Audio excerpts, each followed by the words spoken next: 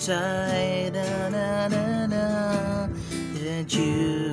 Yo, shoutout guys, another tutorial na naman tayo, no? So, mula ulit kay Dayonela. Ang title ay Ikigai.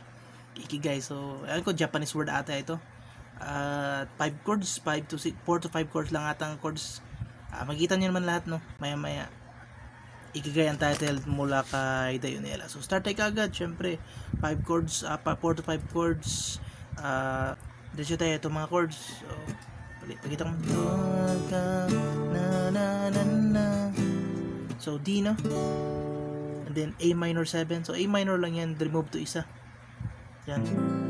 And then, D. And B, then G. Okay? So, D, A minor 7. Then G. And then dito na part G minor and then C.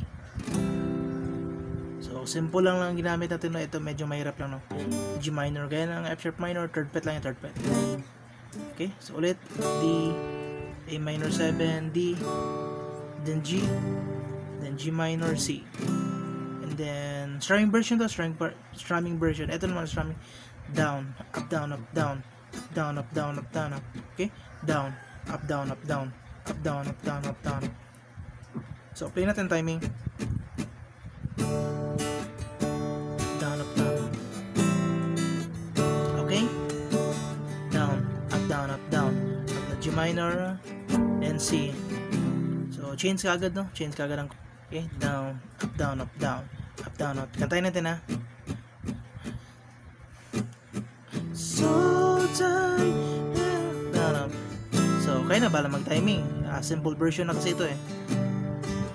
G minor, then C. So, change ka agad ng chord. Change ka agad.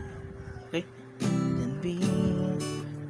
Da na na na na na na na.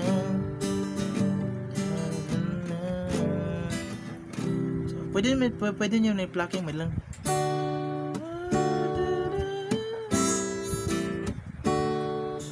Kaya na bala kung anong mga string, basta ang bass, unahin nyo ng bass.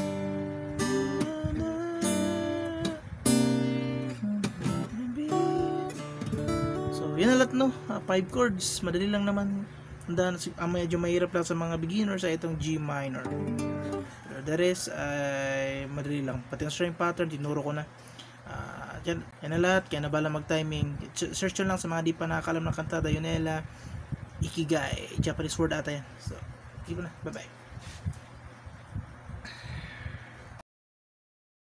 Tie, na na na na, didn't you?